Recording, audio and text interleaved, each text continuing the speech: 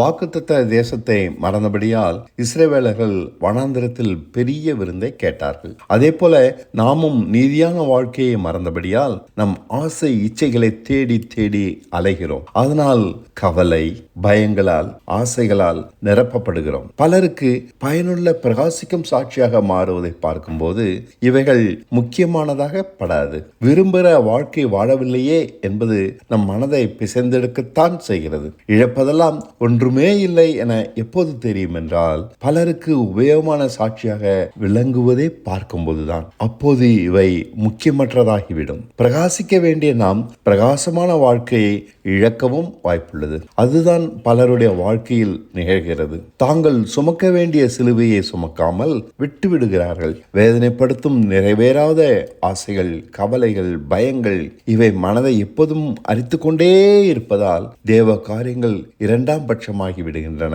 இப்படி இருக்கிறேனே, எனக்கு இது கிடைக்கவில்லையே, சின்ன சின்ன விஷயங்களுக்கு முக்கியத்துவம் கொடுப்பதால் நாம் இப்படிப்பட்ட வாய்ப்புகளை இழந்தே போகிறோம். இந்த உலகத்திற்கு முன் ஜெயமுள்ளவர்களாக விளங்க விரும்பினால் தேவனுக்கு முன் ஜெயமுள்ளவர்களாக ஆக முடியாது. ஒன்றை மட்டும் தெளிவாக தெரிந்து கொள்ளுங்கள், இந்த மகிமையான தேவனிடத்தில் மகிமை பெறாத ஒன்றும் நெருங்கவே முடியாது. 3 சிலுவைகளை பார்க்கிறோம். முதலாம் சிலுவை புறக்கணிக்கப்பட்டு விட்டது. இரண்டாம் சிலுவை ஏற்றுக்கொள்ளப்பட்டதற்கு காரணம் இரக்கம். இயேசுவால் இனி அவன் பிழைக்கட்டும் என அவன் பெற்ற இரக்கம். மூன்றாம் சிலுவைதான் அவர் தேவனால் மகிமைப்படுத்தப்பட்டவராக அங்கீகரிக்கப்படுகிறார். நமது சிலுவையோ இப்போது இயேசுவை போல இனி வாழ்கிற வாழ்க்கையால் மகிமைக்குரியதாகி அங்கீகரிக்கப்பட வேண்டும், அல்லது முதலாம் சிலுவை போல நீதியற்ற வாழ்க்கையால் புறக்கணிக்கப்பட வேண்டும். நம் சிலுவை இந்த மூன்றில் ஏதோ ஒன்றுதான். அவரால் பிழைத்தால் மகிமைக்குரிய சிலுவையை சுமப்போம்.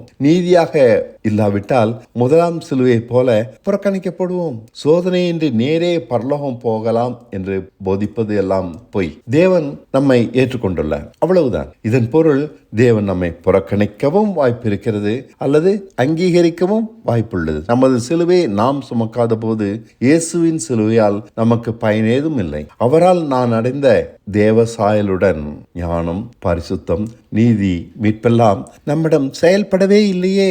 சுமக்க வேண்டிய நம் சிலுவையை சுமக்காவிட்டால் நாம் அடைய வேண்டிய மகிமையான வாழ்க்கைக்குள் அது நம்மை நடத்தாது. நாம் பெரியதாய் நினைக்கிற வாழ்க்கையை எழுந்து விடுகிறோம். தப்பான வாழ்க்கையே வாழ்கிறோம். ஒவ்வொரு கிறிஸ்தவனும் பிரகாசமான வாழ்க்கை வாழ்ந்தால் எப்படி மகிமையாக இருக்கும். முழு கிறிஸ்தவ உலகமும் பிரகாசிக்கும் புகழ்ச்சியாக. இயேசுவை ஏற்றுக்கொண்ட யாவரும் அங்கீகரிக்கப்பட்டவர்களாவார்கள். அதுவே மிகவும் சிறப்பானது.